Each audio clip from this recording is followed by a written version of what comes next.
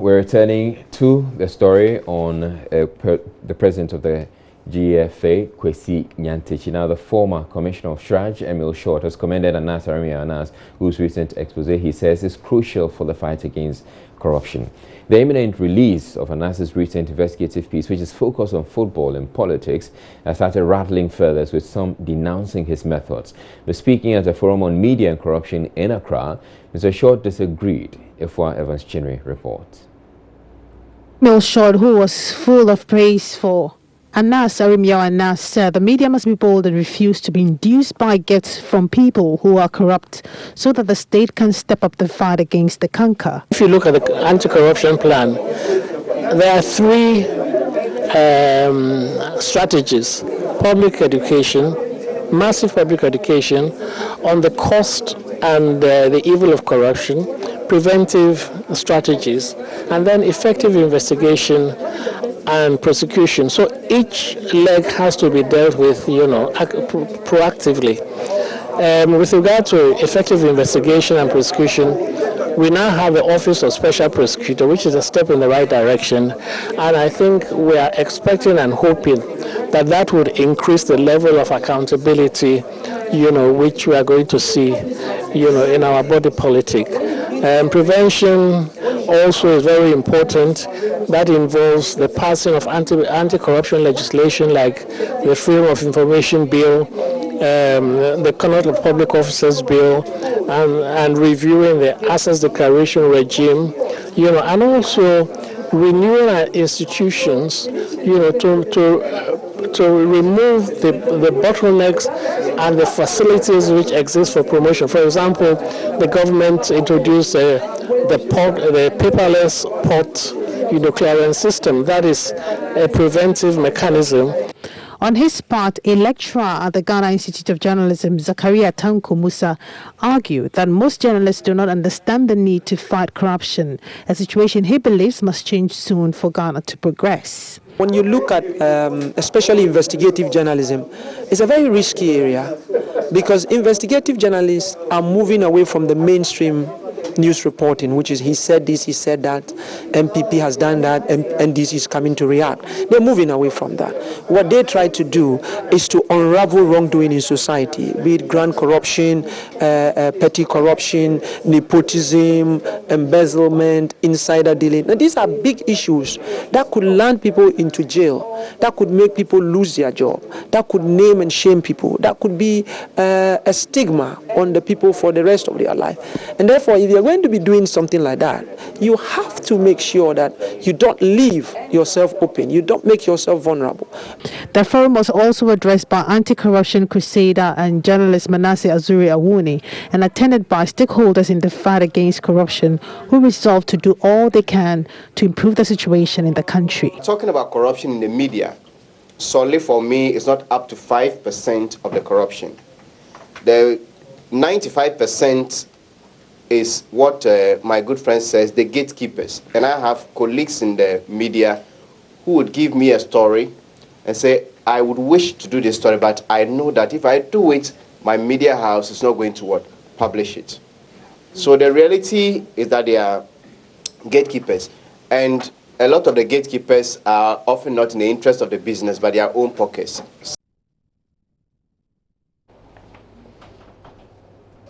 Hello, good evening, and welcome to Business. Now, government has given textile retailers a grace period of up to September to get rid of all pirated textile materials from the market or face the wrath of the Textile Task Force. This follows a crunch meeting between the Ministry of Trade and Industry, Industrial and Commercial Workers Union, and Textile Manufacturers Workers in Accra on Thursday afternoon. Ebenezer Sabote has more. The meeting, which lasted over 2 hours, ended with an agreement by all parties to allow the Ministry of Finance to begin implementation of the tax stamp policy on textile materials latest by September this year.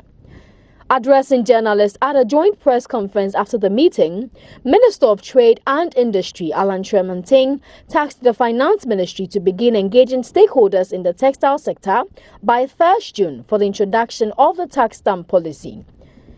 Some other measures agreed by the parties to end the influx of pirated textiles into the country include the imposition of import restriction on textile materials, among others.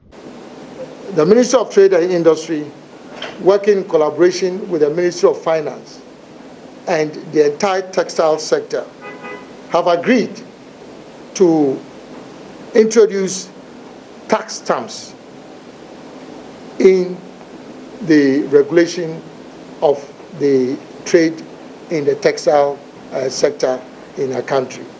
As you are all aware, the legislation on tax stamps has already been launched and currently it is operational. Now we've agreed amongst ourselves that beginning from the 1st of June, that the Ministry of Finance will start engaging all the industry players on the introduction of this tax stamp in the textile sector. According to the ministry, the total local demand for textiles is 120 million riyals per annum, a situation the minister believes will improve in the coming years due to the crave for African prints by many Ghanaians. The combined production of the 3 or 4 textile companies does not exceed even 35,000 million yards. So you can see the gap between the demand and the supply. So it is not in the interest of government to ban imports, because it shows that there's a significant demand for textile prints in our country. Basically, that's what we all wear. And I think that with the introduction of the Friday wear, which is now a national day wear, we are supporting our female counterparts to make this basically part of our national costume. The ministry has vowed to deal with any importer who brings in pirated textile materials after September 1. Now, in less than 24 hours, the maiden edition of the Joy Business Health and Wellness Trade Show will kickstart at the Accra Digital Center near the Kwame Nkrumah Interchange. The trade show is expected to bring together many health industry players within the country as well as a section of the general public.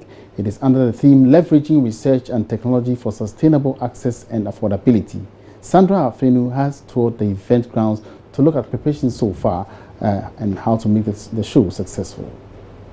Hello and you're welcome once again to the Albert Kandapa block at the Accra Digital Center. And what are we talking about? Well, is the Joy Business Health and Wellness Trade Show. And earlier on, we're here to see the setup preparations ahead of the show tomorrow. And as you can see, everything is set now. We have our exhibition stands, 40 of them, all set for the event tomorrow. And very soon, we are expecting clients to come and start mounting their stands for the event tomorrow. How do you get here actually? Well, Accra Digital Center is right opposite the Awudome Cemetery. And if you're coming from Circle, just opposite Awudome Cemetery is the center. But you need to make a U-turn at STC as if you're heading back to Accra. And on your right-hand side, you find the event ground. And also, if you're coming from Kaneshi, you need to bypass the STC yard, and then on your right-hand side, you find this great event. So, all you need to know about your health tomorrow is the Joy Business Health and Wellness Trade Show. And we have people from the Ministry of Health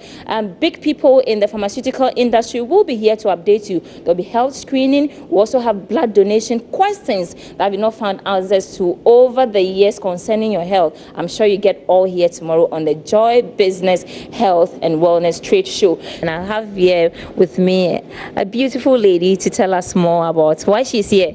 We came in this evening to see where our stand will be and then also check the preparations for tomorrow's event. Mm-hmm. So what are your expectations? We're looking forward to having a lot of people come through, especially to our stand, to check their spine, see if they have any postural abnormalities. We're also looking forward to networking with the other exhibitors who will be here tomorrow and generally see how best we can put our efforts together to help Ghanaians with their health needs. Why do you think it's important for people to take their health needs seriously? If you don't and you get sick, then that's it. So we have to realize that our health is the most important thing in our lives. And without it, you can be functional at work, you can have a good family life. So I think as Ghanaians, we all need to make a very bold step to improve our health so that we can function better. We'll be seeing you tomorrow. I will be here, and I expect you to be here. Free screening, blood donation to save a life, and you ask those questions you've not found answers to. So from the Albert Kandapa block at the Accra Digital Center, my name is Sandra Esenamapenu. See you tomorrow. I'll be right here. And so on health, the positive impact of technology in healthcare delivery in recent times is undeniable. With an investment of about $4.6 million in technological equipment, Sunshine Healthcare Limited is taking healthcare delivery to the next level. A reputed corporate group in India, the Sunshine Healthcare Limited made its way to Ghana 8 years ago to offer services in the health sector. Bernard Joseph is the CEO of Sunshine Healthcare Services. 8 years ago, the then president of Ghana had occasion to meet the chairman of a group of companies, and at his request, the chairman of a group of companies had decided, okay, let's go and establish a modern healthcare diagnostic center for Ghana. Sunshine Healthcare Limited was set up. It has come through the Ghana Investment Promotion Center, an investment of $2.6 million then, which has been topped up now by another $2 million, so it's almost $4.6 million now. With its state-of-the-art technology, Sunshine Healthcare provides a range of diagnostic and OPD services. Sunshine Healthcare Limited offers a whole range of services. We offer all the lab services, laboratory services. We do about 200 plus tests here. The reports are given within a couple of minutes in emergencies, and people don't have to wait for a day for the reports. We also have a complete radiology. All the scans are done here, beginning with the simple ones like the ultrasound, the Doppler, the DVT. We do the echocardiograms, and all these are done by specialists. What makes Sunshine Healthcare Limited stand out? We also have the digital x-rays.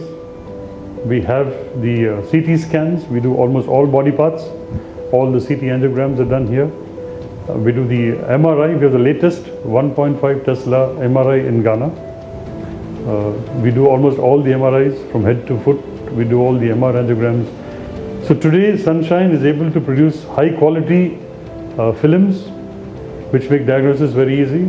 Bernard Joseph explains further the range of specialists available to attend to patients. We are happy to announce to the public that there are 24 specialists available for consultation on appointment basis at Sunshine.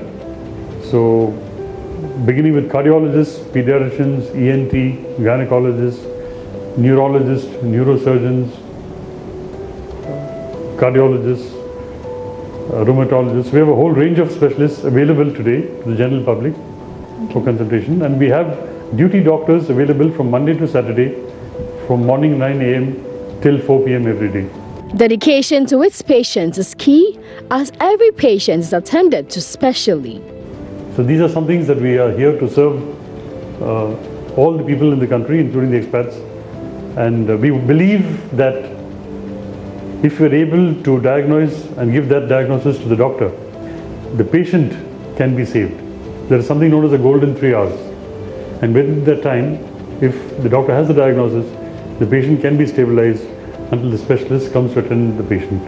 With its impeccable length of experience in the healthcare delivery business, Sunshine's vision is to become the most admired and patronized diagnostic center in Ghana.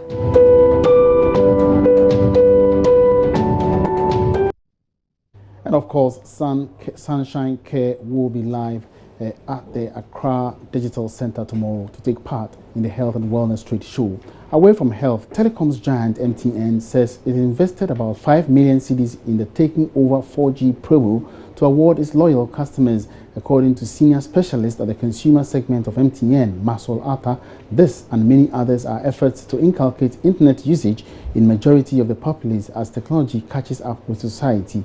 He spoke at the final edition of the MTN Taking Over 4G promo, which saw the ultimate winner receive keys to a 2-bedroom house from Deftraco in Tema.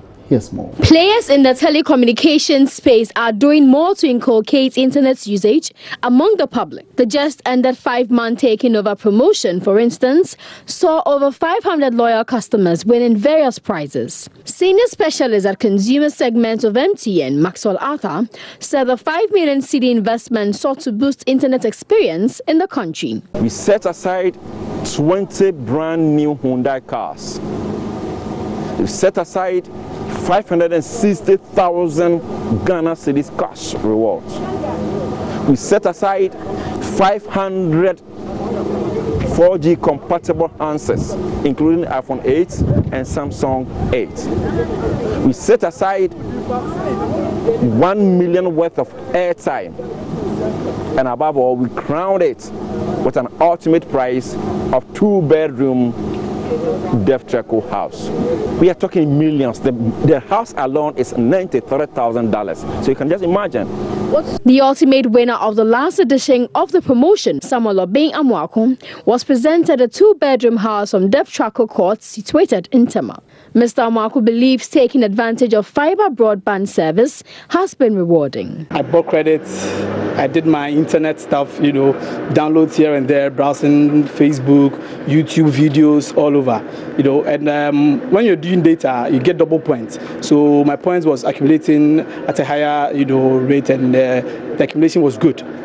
So at the end of the month, I was just waiting for the call, and I think last week, that was when they called. They're having a presentation today, and that's what has brought me here. And I realized I've won the house. So I'm very, very grateful and delighted about the house.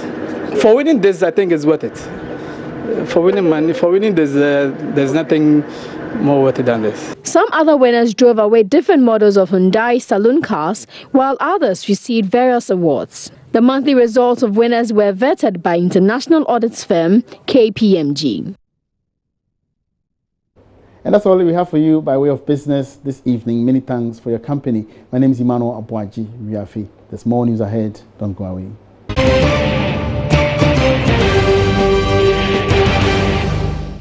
It was all excitement at the Supreme Court on Wednesday, at least for the Dasana family of Bimbilla, when the court upheld their claim to the skin and threw out the rival Nakpa Na Dauni family's case. It says lacked merit.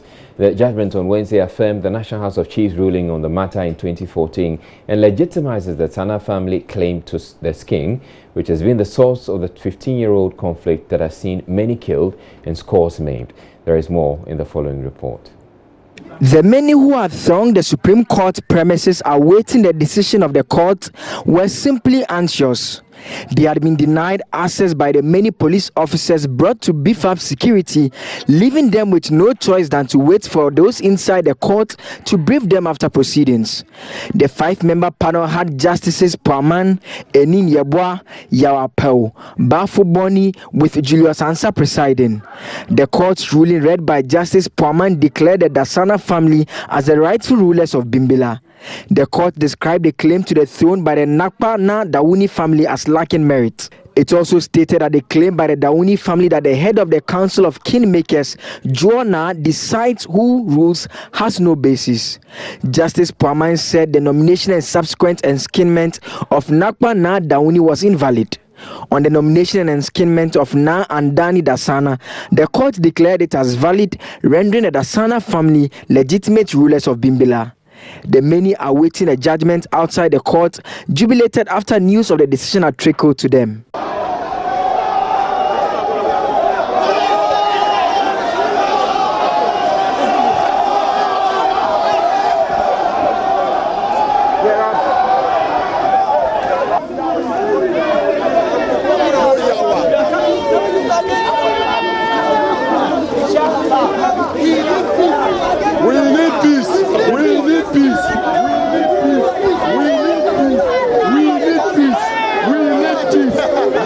As someone from Bimbilla, an ordinary citizen yourself, what do you make of this decision? Oh, this one is a victory for the entire nation. We are tired for what is happening in Bimbilla. We need peace. So this victory is for the entire Nanumba Traditional Council, not Andani family alone. So we are happy for this verdict.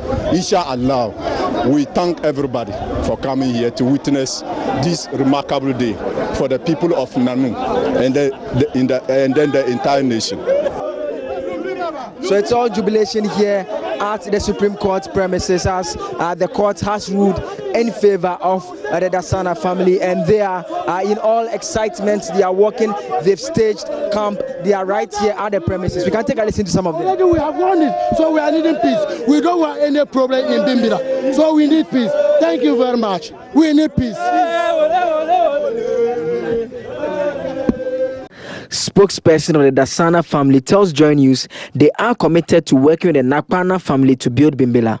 This victory is actually a victory not only for us as Andani supporters, it's a victory one for Gbomayili because Nakpana was also coming from the Gbomayili. In fact, it's a victory for Nanu, and it has set a very indelible record for us as Nanumbers to understand the fact that we need to solve our issues using the existing customs and tradition instead of dragging ourselves all the way from these levels up to Supreme Court. I mean, that is unacceptable per our custom. We could have equally limited it to where we started, and the same truth as we have gotten it now could have been used to work with it.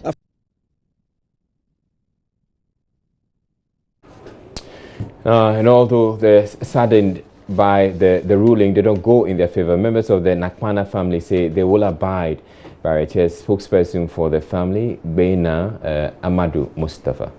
Naturally, the outcome of proceedings today is with intense sadness. But we are mature and we need to grow from where we are now. Okay. A lot of work has gone into sensitizing our support base to accept the verdict whichever way it goes. God in his own wisdom has spoken to the judges, and they have delivered the judgment, and we have actually accepted it. And one would have expected that we will say, yes, we have accepted the verdict, but we do not agree with the court and stuff like that. Unfortunately, that is not the way we want to go. We want to remind ourselves of our oneness as a family and as a people. And that is what is more important than any other personal consideration. All this while, we have not sought to promote our parochial interest in this struggle. We're thinking that as a people, we have the responsibility to protect and promote our tradition, particularly the succession system. Yes, but God knows how He does His thing. Right. And so it's a victory for Nanu and not for any one single individual in the student party. And I'm sure, right. And sorry, say that again. I say I want to use your platform to appeal to the generality of our support base to remain calm. This is a matter. Now, in the last few hours, the regent of Bimbilla has been addressing a news conference on the Supreme Court ruling. Correspondent Martina Bugri was at that briefing and joins us on the line. Hello, Martina.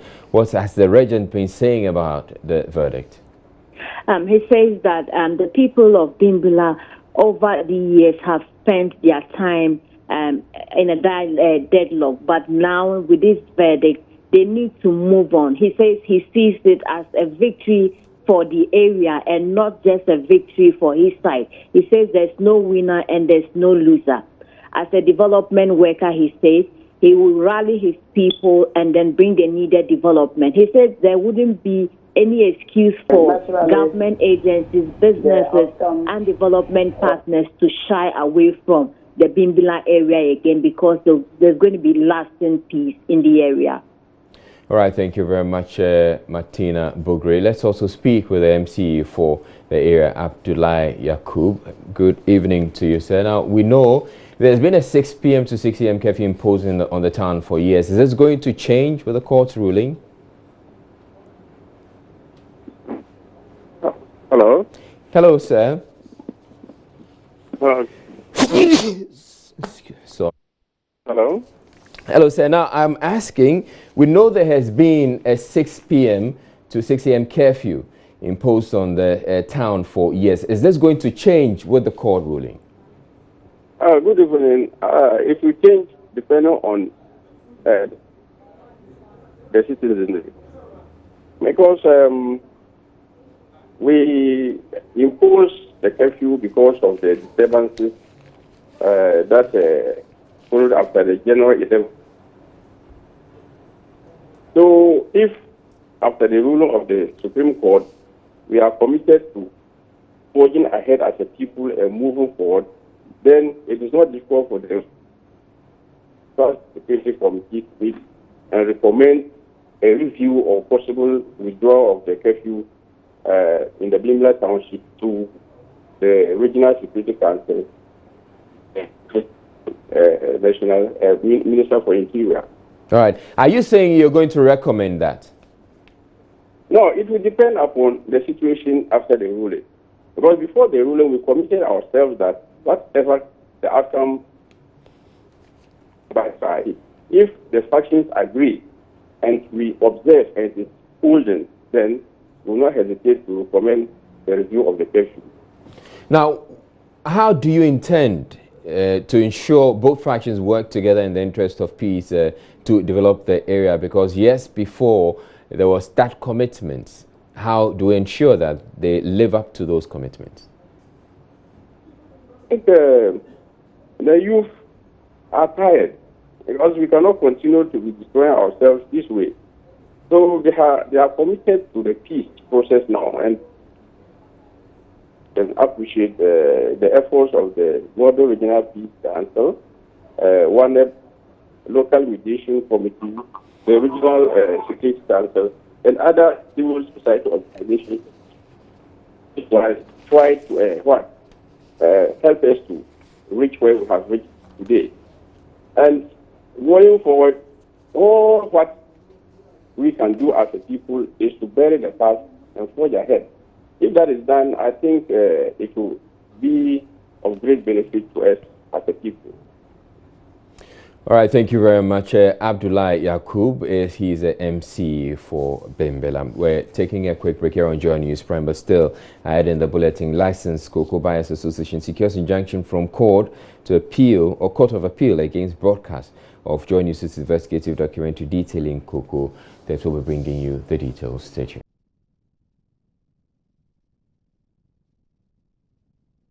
The Licensed Cocoa Buyers Association is fighting back attempts by Joy News to broadcast an investigative documentary, Missing Kilos, detailing massive cocoa theft through the adjustment of weighing scales by produce clerks.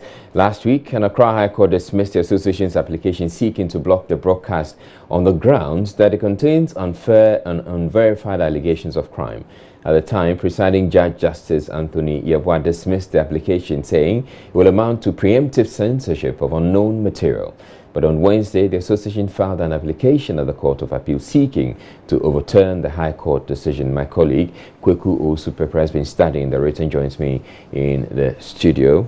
And good evening to you, Kweku. Good evening. Now, what exactly does the association find wrong with the High Court judge's ruling? Okay, so the association said they are seeking that the appeals court actually reverses the High Court's decision. Yeah.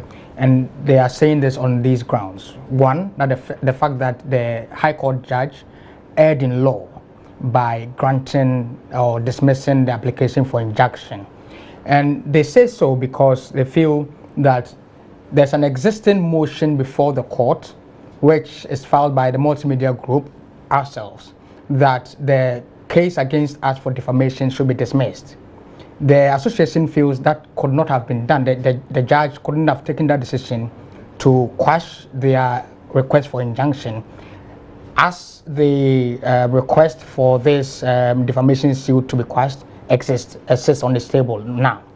Again, they're also saying that the day for the declaration or the ruling was wrong, because they feel that the judge in fact said that there are portions that they quote of the judge's ruling that the the defamation case is not frivolous, but it goes on to say that it was wrong for him to proceed to turn down the request for the injunction to be placed on the multimedia group. We had already prepared actually to show this in this month of June. Yeah. But as of now, we just have to wait till the appeals court to decide what happens. What does the association want the Court of Appeal to do? They want the Court of Appeal to set aside the ruling of the High Court, and before that is done, they also want to stop us from going ahead to show the documentary and all its teasers and promotional elements in total. All right, thank you very much, Kweku Osupa, for bringing us that update. Now, UN Resident Coordinator to Ghana, Christian Evans Clark, has expressed concern about the quality of education being offered under the government's free SHS policy in advancing the Sustainable Development Goal 4, which deals with quality education. While commending government's initiative, she observed that quality must not be compromised in government's zeal to offer free education to young people. Madame Evans Clark was speaking to Joy News on the sidelines of the National Dialogue on the Sustainable Development Goals held in Accra Wednesday. There's more in this report. The UN Resident Coordinator on SDGs cautioned that until challenges bedeviling teaching and learning, such as overcrowding in classrooms and lack of teaching and learning materials, among others, were addressed, the quality of tuition under the free SHS program will not be realized. As countries, especially Ghana, succeeds in some things, it raises expectations for the next level. So success in enabling young children to get a basic education meant that there's now expectations to move on, which is why now the government is so emphasizing secondary education. But we see that young children are not always able to move on because the quality of their education has not equipped them to be able to learn at higher levels. So that's where quality of education really is at the fore. And then for young people to move from the world of education to the world of work, their education needs to be relevant. Touching on issues of sanitation under the SDG 6, which focuses on access to clean water and good sanitation, the UN Resident Coordinator to Ghana urged governments to strengthen its collaboration with civil society to influence radical attitudinal change among citizens to rid cities of filth. Taking care of garbage, managing waste is a business opportunity. That's for one thing. But you also need civil society. Habits need to change, you know, what we do with garbage. And we need to have the kind of cultural change to make sanitation better. You need both the government in setting incentives and doing big things like infrastructure on drainage and so forth. You need the private sector to make this a business opportunity. And then we need individuals to change habits. National Coordinator for Ghana Civil Society Platform on SDGs, Ugonna Ogaikwe, says lack of a quality assurance framework for data providers is impeding the progress of their work. As at today, we still do not have a quality assurance framework that we can use to say that if you are a data provider, these are the things that or the benchmarks that we can use to assess whether or not your data is quality. So that is one of the things we need to ensure that we have a quality data assurance framework. So that anybody who is producing data in Ghana, we can reliably say that this data is standard and it can be used for reporting on the goals. It is really relevant that we should look at how do we ensure that the data we have is quality, it's timely, and it responds to the various SDG indicators. Civil society, we're doing a lot of work, but oftentimes we don't even know what people are doing, you know, the data they produce, where are they storing it, how can we access it easily. For his part, German Ambassador to Ghana, Christoph Retzlaff, commended government for progress made in attaining the 17 SDGs and assured his country's continued support for Ghana. Stakeholders believe Ghana would be among UN member states to attain the 2030 agenda of ending poverty, protection of the planet, and ensuring that people enjoy peace and prosperity under the SDG goals with stronger collaborations between government and civil society organizations. Reporting for Joy News, Charity Emihil Bartels. In the headlines, police search residents of Ghana Football Association President Kwesi Nyantakyi as investigations begin into allegations of corruption leveled against him in latest piece by investigative journalist Anas Aremia Anas.